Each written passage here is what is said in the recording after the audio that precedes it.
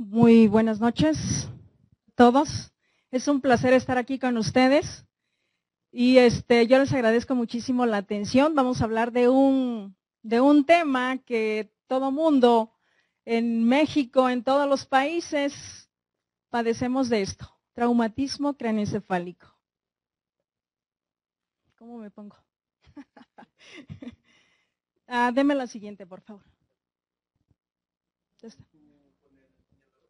Ok, ahí estamos.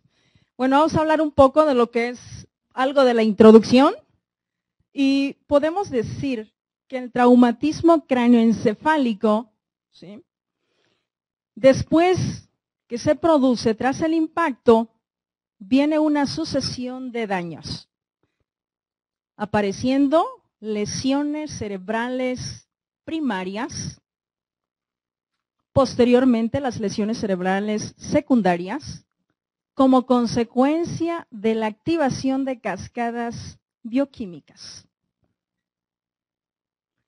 Fíjense, causa de mortalidad e incapacidades en todo el mundo, o sea, países desarrollados, en vías de desarrollo, etcétera. Es la causa más frecuente de muerte en traumatismo cerrado. En Estados Unidos son 50,000 muertes anuales. De 11 a 12 millones de ciudadanos europeos y estadounidenses sufren incapacidades por traumatismo cráneoencefálico. Se estima que alrededor de 200 personas sufren trauma cráneoencefálico por cada 100,000 habitantes. Afecta más a varones, ¿sí? La relación es 2 a 3, debido a los diferentes roles, ¿sí?, y conducta social del género. La edad de máximo riesgo se sitúa entre los 15 y los 30 años, razón por la cual genera pérdidas en años potenciales de vidas. Dentro de la clasificación, el trauma craneoencefálico se clasifica según su severidad, en leve, moderado y severo. Existen dos procesos diferentes involucrados en la mayoría de lo que es el trauma. Una lesión primaria que es causada directamente por el propio impacto, y un conjunto de lesiones secundarias que son el resultado de las complicaciones locales y otros sistemas corporales. Ejemplos: lesión cerebral primaria, desde una contusión cerebral, lesiones debidas a contragolpe, lesiones debidas al hueso esfenoidal y lesiones axonales. La lesión cerebral aguda, vamos a tener hematomas, la misma presencia del edema cerebral, el aumento de la presión intracraneal y los demás: falla respiratoria, hipotensión, hidrocefalia, etc. La lesión primaria, inmediatamente tras el impacto, es debido al efecto biomecánico y se produce por lesión celular, desgarro, retracción axonal y alteraciones vasculares. La lesión cerebral aguda se debe a una serie de procesos metabólicos, moleculares, inflamatorios, vasculares, iniciados en el momento del traumatismo. Se activan cascadas fisiopatológicas. Esto trae como consecuencia el incremento en la liberación de los aminoácidos excitotóxicos. ¿Qué trae esto como consecuencia? Una entrada masiva del calcio al interior de la célula. No solamente es calcio, Es cloro, es sodio, es agua, etcétera, lo cual produce una tumefacción y lisis de la célula. Por supuesto, conlleva la muerte celular por apoptosis. También se produce la activación del estrés oxidativo. Esto conlleva al aumento de radicales libres, que también nos trae como consecuencia daño mitocondrial. También, ¿qué tenemos? Trauma craneoencefálico, se pierde la autorregulación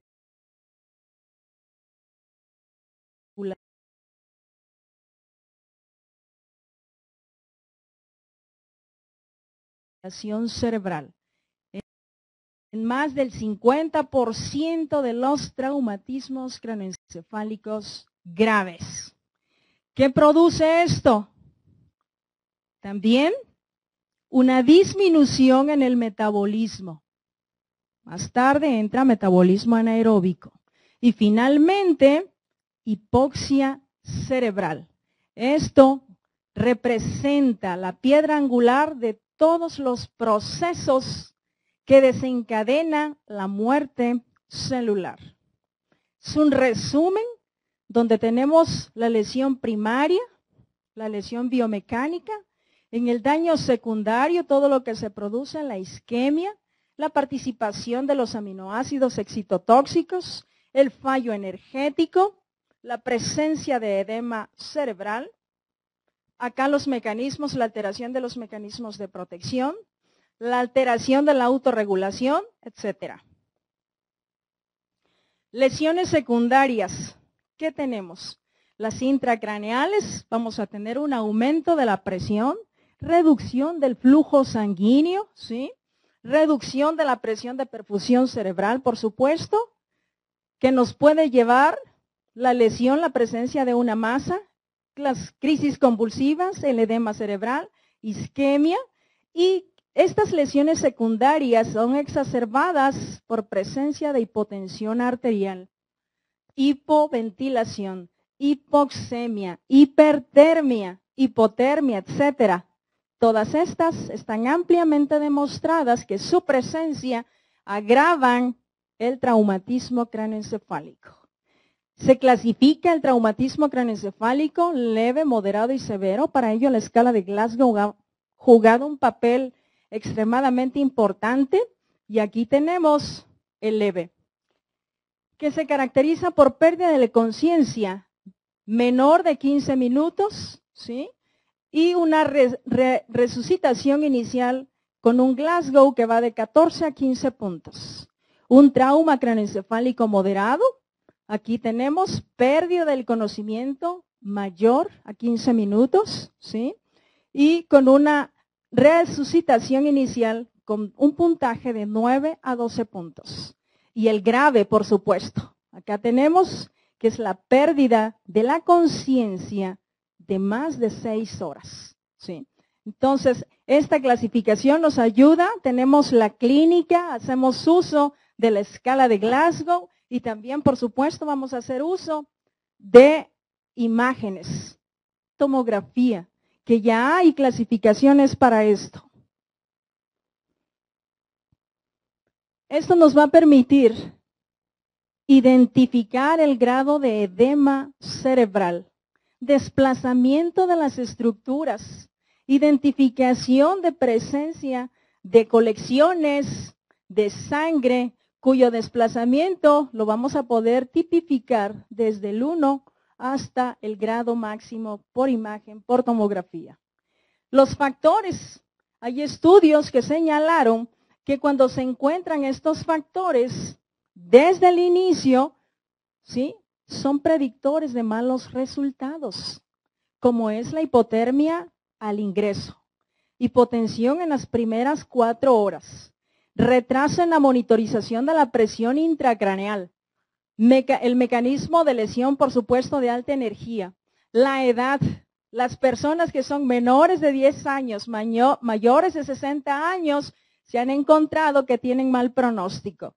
El tamaño y la reactividad pupilar, el patrón en la tomografía computarizada. Y por supuesto, el retraso al ingreso a una unidad de cuidados intensivos. El tratamiento toma 5 pilares, como es la prevención de la lesión primaria con neuroprotección, una atención adecuada desde el sitio donde ocurre el accidente, usar los protocolos de manejo que han sido estandarizados en todo el mundo en las unidades de cuidados intensivos, el uso adecuado y precoz de la cirugía y también control o atenuación de los mecanismos de lesión secundaria.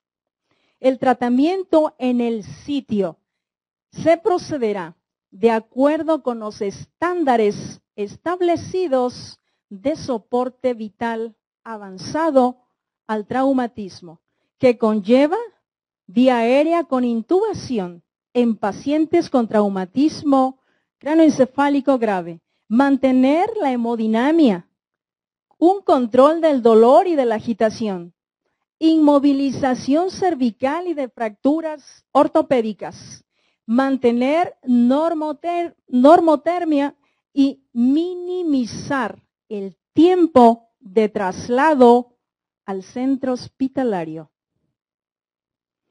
El manejo inicial en urgencias, comprobar el ABC, descartar lesión vital urgente, mantener normoventilación, reconocimiento secundario, hacer las placas, las imágenes, tomografías, etcétera, y de ahí desde la imagen definir si ese paciente es sensible, que requiera de alguna intervención quirúrgica y pase a cuidados intensivos.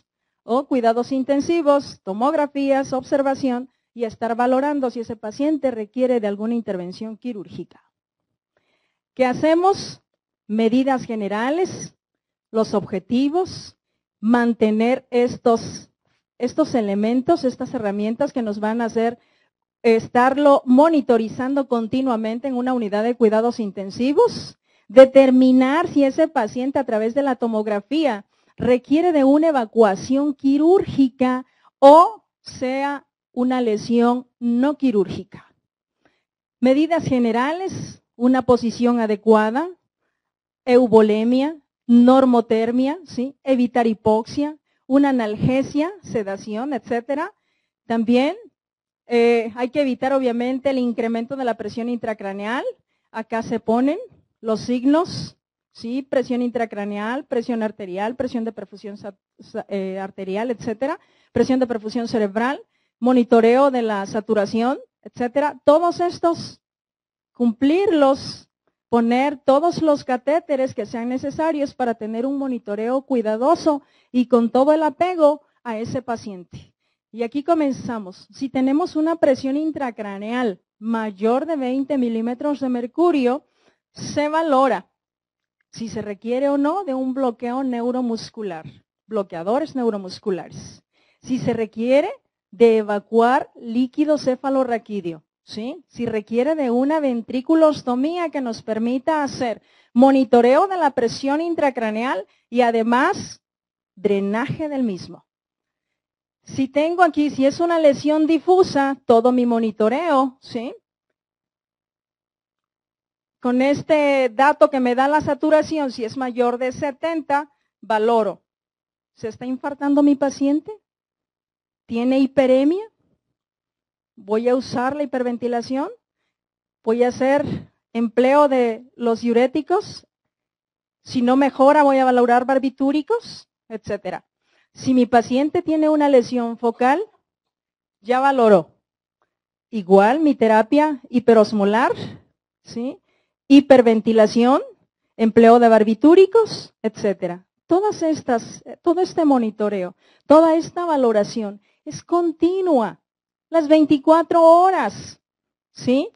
Porque esto es lo que me va a determinar el momento en que mi paciente requiera de una nueva intervención quirúrgica o de alguna otra maniobra que se requiera para ese incremento de presión intracraneal. Dentro de las medidas generales, ¿qué vamos a hacer? Se procederá al ingreso precoz a una unidad de cuidados intensivos. Se controlarán estrictamente temperatura, glucosa, crisis, sepsis, por supuesto, ¿sí? Porque ya sabemos que todos estos elementos pueden exacerbar las lesiones. Deberá mantenerse con normotermia, posición alineada y elevación de la cabeza, ¿sí? Control del dolor y la agitación, control hemodinámico, sedación, disminución del daño tisular, aquí vamos a ver la movilidad, el control de la disfunción orgánica y también estar atentos a la presencia, desarrollo de síndromes comportamentales. Hipertermia, todo. Medidas para abortar la hipertermia. Antipiréticos, ¿sí? Todas las drogas. Emplear las medidas, los medios físicos para evitar, ¿sí?, que la hipertermia me incremente el consumo y metabolismo de oxígeno a nivel cerebral. Entonces, usamos todo lo que esté a nuestro alcance. Los efectos de la pseudoanalgesia. ¿Qué vamos a lograr con ello? Reducción del dolor, control de la temperatura, facilita los cuidados, adaptación a la ventilación mecánica, reduce la respuesta hemodinámica, reduce la presión intracraneal, consumo de oxígeno, aumenta el umbral también de convulsiones. ¿Qué vamos a tener acá? Por supuesto que una pseudoanalgesia dificulta la valoración neurológica, ¿sí? ¿Qué hace? Dificulta la exploración neurológica, puede aumentar complicaciones infecciosas, reduce la respuesta a las catecolaminas, puede hipotensarse el paciente, ¿sí? Y esto también puede prolongar la estancia, obviamente elevando los costos. Neuroprotección. La neuroprotección en el trauma cranoencefálico es una lucha, ¿sí?, contra la biología de la naturaleza del trauma cranoencefálico. La neuroprotección intenta bloquear la cascada fisiopatológica que desemboca en el daño cerebral, así también como contribuir a la reparación del sistema nervioso central.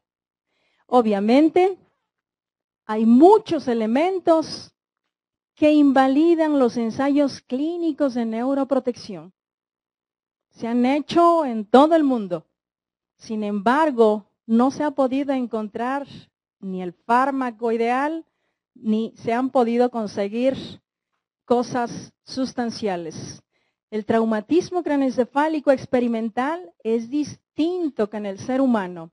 En experimentación, el tiempo de intervención ultracorto también invalida.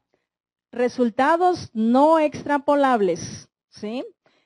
Y así nos vamos. Traumatismo craneoencefálico es leve, distinto del moderado y grave, etcétera. Todos estos elementos han hecho que la neuroprotección, ¿sí?, no tenga, así como el resto de los estudios de gran peso. Seguimos haciendo ensayos, seguimos, si llegan algunos estudios así, los llevamos a prueba, etcétera, pero no hay nada sólido todavía. Hipotermia, esto también tiene muchísimos años que se ha empleado. La posible utilidad de la hipotermia en los pacientes neurocríticos como una medida para controlar la presión intracraneal. Ya desde los últimos 15 años se han hecho muchos estudios, ¿sí?, estudios clínicos que han investigado la eficacia de la hipotermia en el traumatismo craneoencefálico grave, con dos objetivos: neuroprotección y control de la presión intracraneal. Sin embargo, hasta hoy en día, los resultados en cuanto a recuperación neurológica y mortalidad siguen siendo conflictivos o discordantes. El manejo de la presión de perfusión cerebral. El uso clínico de la presión de perfusión cerebral como diana terapéutica para el control de la hipertensión intracraneana o la isquemia se basa en la hipótesis de que un flujo sanguíneo cerebral óptimo es necesario para mantener las necesidades metabólicas de un cerebro dañado. El objetivo en las guías de tratamiento se ha reducido a estas recomendaciones. Mantener una presión de perfusión cerebral que oscile de 50 a 70 milímetros de mercurio. ¿Qué se requiere también? Líquidos. Tanto la hipovolemia como la hiposmolaridad son deleterios, ¿sí? Son nocivos en el trauma craneoencefálico y se tiende a mantener a los enfermos con normovolemia, evitando la hipotonicidad. Fármacos vasoactivos, emplearlos con muchísima cautela. Se prefieren en general los agonistas alfas, como es la noradrenalina, y hay que ser conscientes que el usarlos puede empeorar el edema cerebral, ¿sí? En estos enfermos, porque ya está perdida la autorregulación. Entonces, usarlos con cuidado. En resumen, el trauma craneoencefálico severos vamos a tener medidas generales, drenaje ventricular, si así es la situación, hiperventilación moderada de 30 a 35 milímetros de mercurio, la presión parcial del CO2, ¿sí? Soluciones osmolares o diuréticos con una dosis de 0.5 hasta 1 gramo kilo de peso.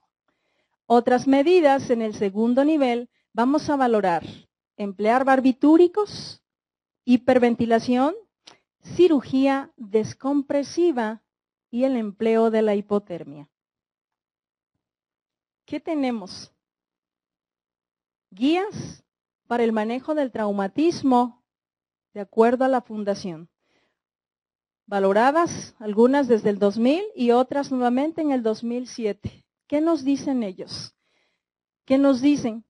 Que para el umbral de la presión intracraneal, el nivel de evidencia, son insuficientes los datos. Sin embargo, hacen sus recomendaciones. ¿A dónde? ¿En qué momento hay que comenzar ese monitoreo de presión intracraneal? ¿En qué momento hay que usar medidas farmacológicas o de drenaje? Presiones intracraneales de 20 milímetros de mercurio. Hiperventilación. No hacerla en forma rutinaria, ¿sí? No hacerla en forma rutinaria. Tampoco tiene datos suficientes, ¿sí? Manitol, lo mismo, ¿sí? Tener cuidado en el empleo, las dosis que hay que usar, cuidar la osmolaridad, hacer monitoreo estrecho de estos pacientes. Por supuesto que se tienen que usar los diuréticos, ¿sí? Y la combinación de uno con el otro, por supuesto que también hay que emplearlas. La hipotermia, aquí en nuestro país están llegando ya métodos para efectuar la hipotermia, ¿sí? Tenía años que venían prometiendo empresas que iba a existir ya un sistema para llevar a cabo la hipotermia. Ahorita ya está llegando. Nosotros en el Instituto Nacional de Neurología estamos echando a andar un protocolo seguido del ABC, ¿sí? Estamos usando hipotermia para el edema cerebral maligno. Ustedes sabrán, en el Instituto Nacional de Neurología vemos traumatismo craneoencefálico en una mínima proporción, pero las enfermedades vasculares, por supuesto, que cursan con edema cerebral maligno, ¿sí? Daño encefálico severo, y es ahí donde estamos valorando el empleo de la hipotermia. Los barbitúricos tampoco son rutinarios, ¿sí? Y también el nivel de evidencia, ¿sí? Los datos son insuficientes, ¿sí? Lo cual por eso, una vez que uno decida meter a barbitúrico a un paciente, hay que usarlo con todo el monitoreo, ¿sí? Y hay que emplearlo también con todos los cuidados y vigilancias estrechas por la depresión miocárdica y sistémica que hace esta droga. Propofol, los sedantes, igual. ¿sí? Ninguno de los dos ha logrado reducir la tasa de morbilidad o el pronóstico incluso de los pacientes. ¿Por qué hay que usar estas guías? Imagínense ustedes, porque Estados Unidos e Inglaterra, ellos, países de primer mundo, demostraron que entre el 30 y el 60% de los pacientes se encontraban mal o insuficientemente tratados. Ellos con protocolos, ellos con manejos rigurosos. ¿Cómo está nuestro país en ese sentido? ¿Cómo están las demandas en ese sentido? Por eso quise poner esto, porque enfatiza puntos especiales que debemos de tomar en cuenta para el manejo del trauma craneoencefálico grave. Y aquí nos dice que el neurocirujano y los sistemas de trauma, ¿sí?, la integración de tratamientos cerebroespecíficos, resucitación de la presión arterial y oxigenación, las indicaciones para el monitoreo de la presión intracraneal, los umbrales de tratamiento de la presión intracraneal, las recomendaciones de la tecnología para el monitoreo de la presión intracraneal, guías para la presión de perfusión cerebral, el uso de hiperventilación en el manejo del trauma craneoencefálico, el uso del manitol, el uso de los barbitúricos para el control de la hipertensión endocraneana, el rol de los glucocorticoides en el tratamiento del trauma craneoencefálico, el algoritmo para la hipertensión endocraneana establecida, soporte nutricio en el paciente con trauma craneoencefálico y el rol, el papel de la profilaxis de las convulsiones.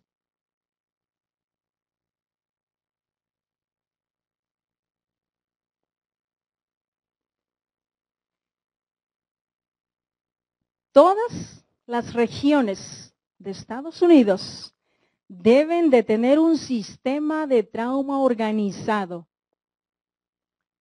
Eso debería de establecerse también en nuestro país. Opciones. Los neurocirujanos deben iniciar el plan de neurotrauma, incluyendo el manejo prehospitalario y el triage. Mantener un sistema de llamadas apropiado y revisar, ¿sí?, todo lo que son los lineamientos con el fin de mejorar calidad. La participación en programas de educación, no solamente del equipo multidisciplinario, sino también a la gente, a la población. La población necesita educación. Los servicios de trauma deben tener un servicio de neurocirugía activo o pasivo, ¿sí?, quirófano disponible y completo, terapia intensiva, laboratorio y estudios de gabinete inmediatos. Sabemos que hay muchas cosas que no son posibles en nuestro país, ¿sí? Lo sabemos. Por eso se hace un poco difícil creer que estos puntos se puedan llevar a cabo en nuestro país. Sin embargo, aquí están los lineamientos. Y estos lineamientos seguidos con toda la precisión han disminuido tasas de mortalidad en aquellos países. En los medios rurales se debería de entrenar un cirujano general, ¿sí?, para la evaluación y atención inicial de neurotrauma, incluyendo el tratamiento quirúrgico de un hematoma extradural que comprometa la vida.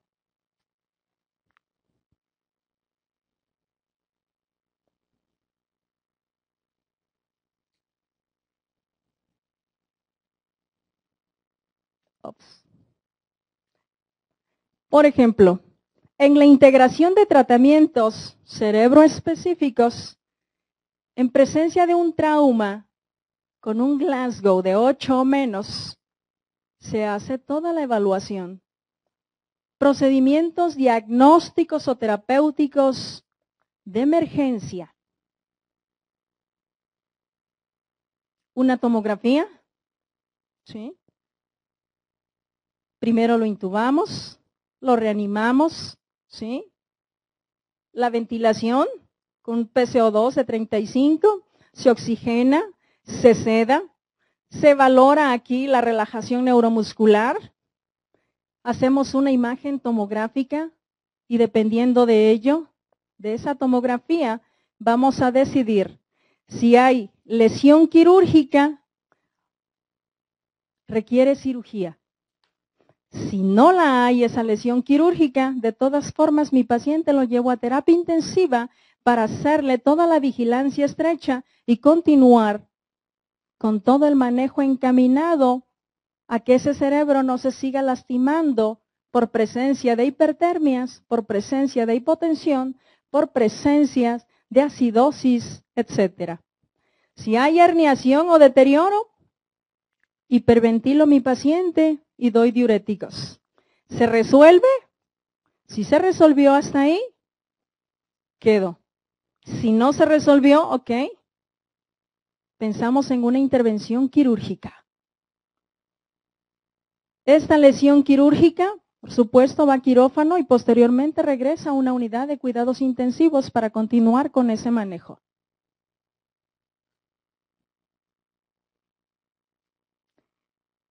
En la presión arterial, las guías nos dicen que la hipotensión arterial, una presión arterial sistólica menor de 90 milímetros de mercurio y la presencia de hipoxia, cianosis o apnea en el evento, en la escena, con una presión de oxígeno menor de 60 milímetros de mercurio, deben de ser estos dos elementos evitados, ¿sí? No hipotensión arterial. No tener hipoxia, mi paciente. Corregirlos en forma inmediata. Dentro de las opciones, una presión arterial media debe de ser mantenida por encima de 90 milímetros de mercurio a lo largo de toda la evolución del paciente para tratar de mantener una presión de perfusión cerebral de 70 o mayor de 70 milímetros de mercurio. Las indicaciones para el monitoreo de la presión intracraneal. Las guías recomiendan que el monitoreo de la presión intracraneal es apropiado en los pacientes con un Glasgow de 3 a 8, luego de una reanimación adecuada, ¿sí? Y con una tomografía anormal, ya sea presencia de hematomas, contusiones, edema, ¿sí? O las cisternas que estén apretadas. También está indicado si tiene una tomografía normal, pero con 2 o más de los siguientes hallazgos al ingreso. La edad mayor de 40 años, ¿sí? Posturas motoras uni o bilaterales o una presión arterial sistólica menor de 90 milímetros de mercurio. Con estos elementos es la indicación de monitorizar mi paciente. El monitoreo de la presión intracraneal no se indica en forma rutinaria. No es indicada en forma rutinaria en los pacientes con este Glasgow de 9 a 15.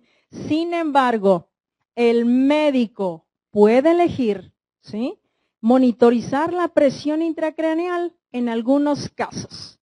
Pacientes conscientes con lesiones traumáticas, pero con efecto de masa, lo cual sí puede esperarse que ese paciente se deteriore por ese efecto de masa.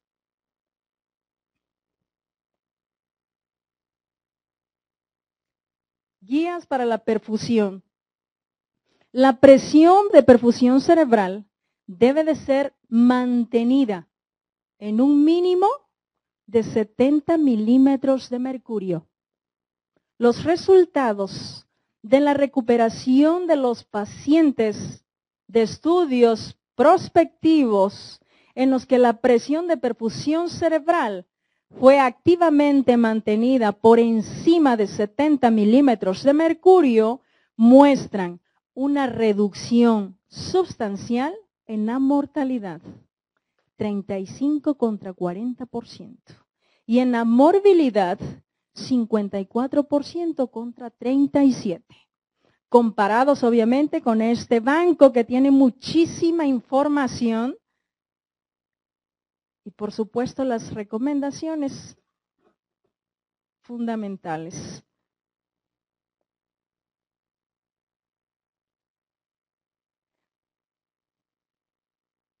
¿Qué tenemos aquí? El tratamiento de la presión endocraniana. Monitorizamos, mantenemos nuestra presión de perfusión cerebral mayor de 70 milímetros de mercurio, una presión intracraneal si está mayor de 20 milímetros de mercurio, ¿sí? Se puede valorar un drenaje ventricular, ¿sí?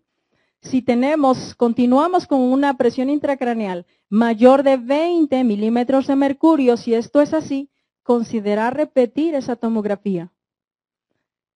Si continúa la presión intracraneal, se valora hiperventilación. Y ahí llevamos al CO2 entre 30 y 35 milímetros de mercurio.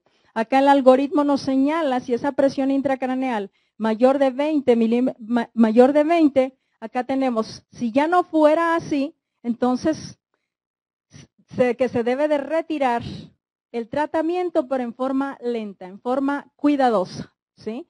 Pero si no lo es así, entonces seguimos con esta fase. Nueva tomografía, hiperventilamos, etcétera. Y seguimos aquí con este algoritmo, con una presión intracraneal si continúa mayor de 20, ¿sí? Si eso es así, pasamos a la siguiente fase. Considerar las terapias de segunda línea, como es, fíjense esto. Si continúa con presión intracraneal mayor de 20, ¿qué hacemos? Hipotermia, considerarla. Una craniectomía descompresiva, ¿sí? Barbitúricos a dosis altas. Hiperventilación. Aquí la presión parcial de CO2 menor de 30 milímetros de mercurio. ¿Sí? Sin embargo, la hiperventilación dentro de la norma. En ausencia de hipertensión endocraneana, la presión parcial de CO2 menor de 25, crónica y prolongada, debe de ser evitada. De todas formas, los mecanismos del cerebro en 4 horas, esa hiperventilación ya no le hace nada, ya no le funciona, ¿sí? Porque el mismo sistema nervioso devuelve su flujo sanguíneo cerebral. Esa reactividad de los vasos ya no funciona. Entonces, por eso, ni crónica ni prolongada. La guía nos dice que debe evitarse el uso de la hiperventilación profiláctica, ¿sí? Durante las primeras 24 horas, porque puede comprometerse la perfusión cerebral, ¿sí? Debido a que el flujo sanguíneo en ese momento está disminuido. ¿Qué podemos hacer? La hiperventilación puede ser necesaria, pero por un periodo corto. Ante deterioro neurológico agudo o cuando hay una hipertensión endocraniana refractaria. En este caso se recomienda, ¿sí? Hay que monitorizar la saturación flujo e identificar la presencia de isquemia, de hiperemia, etcétera, y darle el manejo de acuerdo a cómo nos estén mandando estos datos. ¿Qué nos dice la guía respecto a los diuréticos? El mannitol principalmente es muy efectivo en el control de la presión intracraneal, aumentando después de un trauma craneoencefálico grave.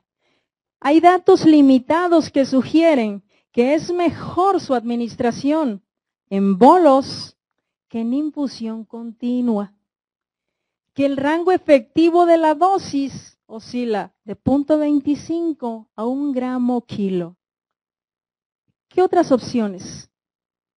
Las indicaciones para el uso del mannitol antes del monitoreo de la presión intracraneal son el deterioro agudo o signos o datos de herniación transtentorial, no atribuibles a una patología sistémica. Debe evitarse la hipovolemia mediante el reemplazo de líquidos. La osmolaridad es lo que tenemos que cuidar una vez que empleemos diuréticos. Hacerles electrolitos periódicamente, ¿sí? Y mantenernos por debajo de esta osmolaridad, 320, para evitar falla renal. Claro está, nuestros pacientes deben de estar con sonda. El papel de los esteroides. No se recomienda el uso de esteroides, de glucocorticoides para mejorar la sobrevida o reducir la presión intracraneal en los pacientes con trauma craneoencefálico. No deben de emplearse. Lo único que hacen es predisponer más a nuestros pacientes a que se infecten, a subir más la glucosa y eso por consecuencia fomentar las lesiones secundarias.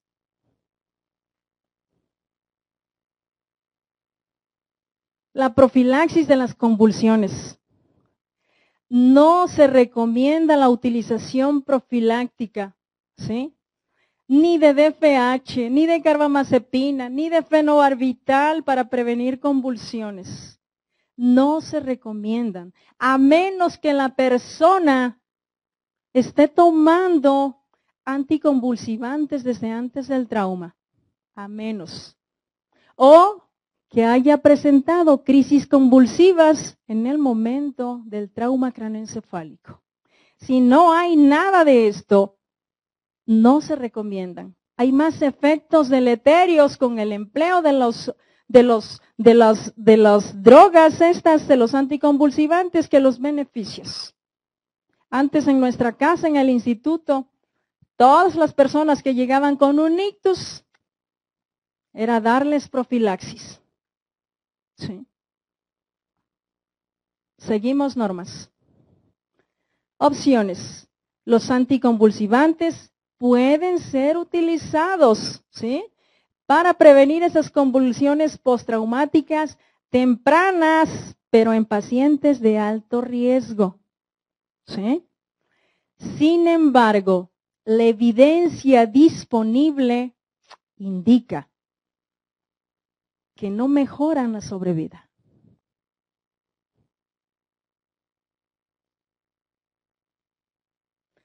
El uso de los barbitúricos.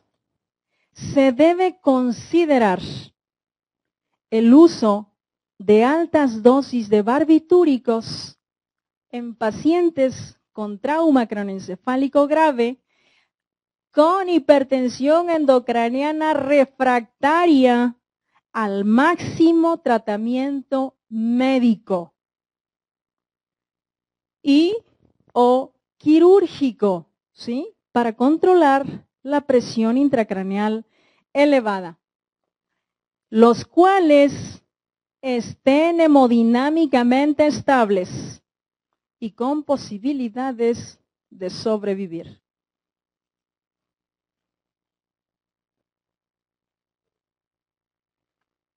En el soporte nutricio, las guías nos dicen que hay que reemplazar el 140% del metabolismo en reposo de los pacientes no paralizados, utilizando fórmulas enterales o parenterales, cualquiera de las dos, que contengan al menos un 15% de las calorías como proteínas, después del 7º día del trauma craneoencefálico.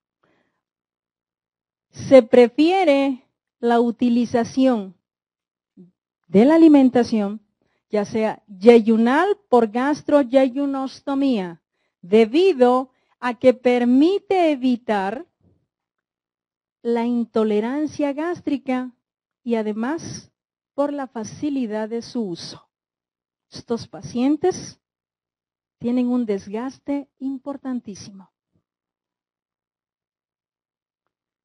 Pronóstico.